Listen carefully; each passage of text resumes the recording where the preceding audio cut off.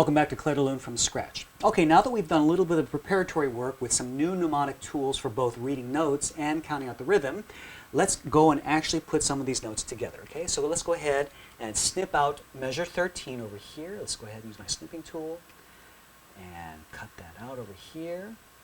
Okay, and let's put it on a new page over here, and here we go. All right, bumblebee buzzing, buzzing. Okay, and again, I'm going to use some of those new mnemonic tools for reading our notes, taking advantage of our clefs to find these notes a little faster. Okay, so before we do so, let's go ahead and kind of look ahead. Watch out for ties that we can get rid of. We can get rid of these ties over here. That makes our life a little bit easier. This tie as well. Okay, and let's go ahead and start looking at our right hand over here. Okay, so again, starting from here, great big dog. Okay, so this over here is a D, D flat. Okay.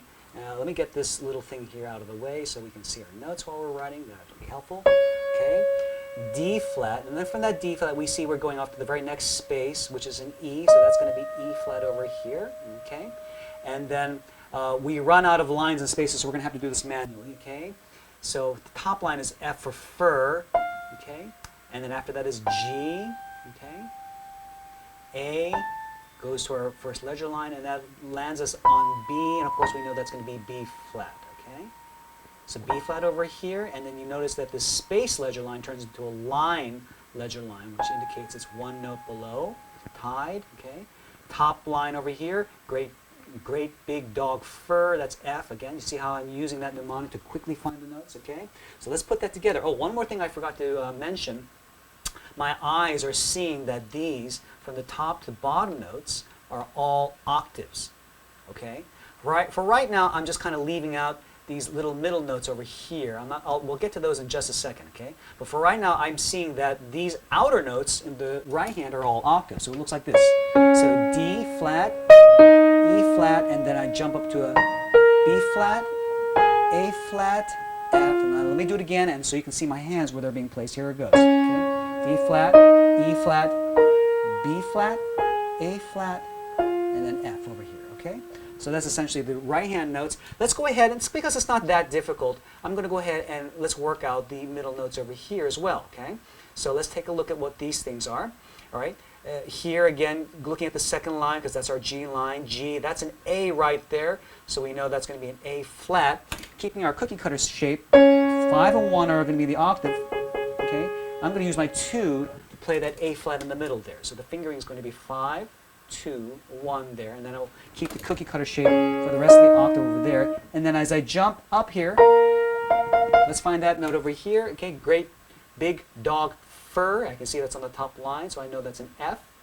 Okay, so it saves a little bit of time there. And same kind of a shape. It's kind of similar. So I'm going to use the same kind of cookie cutter shape, 5, 2, 1 on top as well, to play those 3 notes, okay? So again, and I can let go, you don't have to hold on to that. Your pedal will help you sustain the notes, so don't make a big fuss over those, okay? Now, very, very quickly, let's work out the left-hand notes, okay?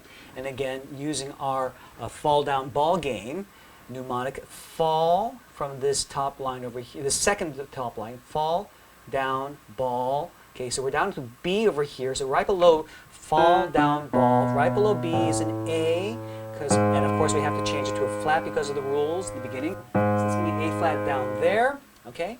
And then we're going to go back over here, F, fall, well right there, that's the F right there, so we can find that quickly.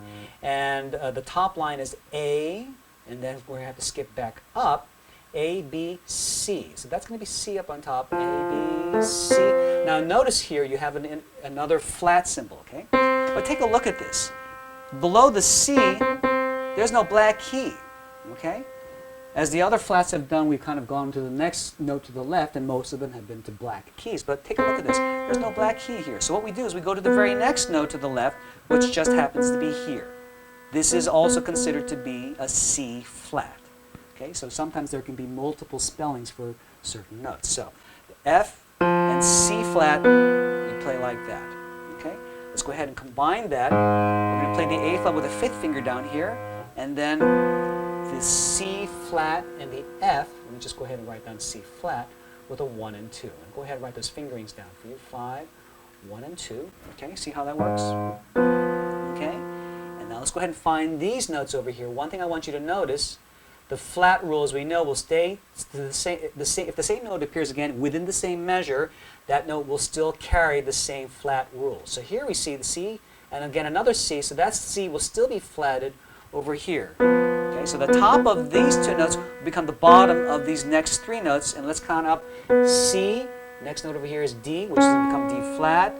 Okay, D flat, and you start climbing up the leisure line ladder. E, and then this is going to be F on top. Okay, so see how that works? Okay, so you have an F, D flat, and then a C flat, which comes out to, instead of C, you move that down here. So again, I just want you to notice the pattern here. This top note becomes the bottom note of this next pattern here. So you can use that to kind of help you find your notes. Use your hands as a measuring guide. Where this note is, you can find that. Okay? So let me just briefly, quickly put this together for you. I hope I'm not going too fast. Please let me know. I want to be sensitive. All right, so from the beginning here, the left hand is going to play the A flat with its fifth finger, and then you come in all together here. Let's go ahead and do this. Let me just make a different highlight to show you when our hands play together. Okay, those two spots over there. Okay, and you're going to jump up to this B flat, and your left hand is going to shift up to that. Okay, see how that works? So you want to spend some time first working out the right hand.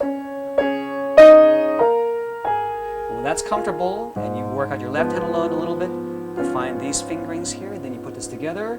Remember, just as a reminder, this has been tied over from the measure before. You don't need to play that first note there.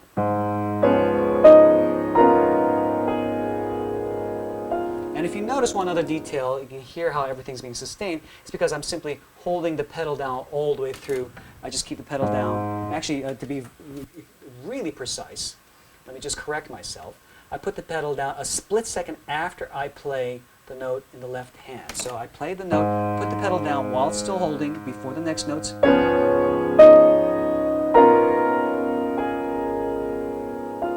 Okay. And then the last element, of course, is what we talked about in our previous lesson, the mnemonic of the rhythm. Bumblebee, buzzing, buzzing. There are three major beats. We're taking 9/8 notes and dividing it into three groups of three. Okay. Bumblebee for the first three, buzzing, buzzing for the next sets of two. So the rhythm's going to sound like this. 1, 2, 3. Bumblebee, buzzing, buzzing. Okay? If you can see how that's being indicated, I'm trying to just show that with my hands a little bit. One more time. And bumblebee, buzzing, buzzing.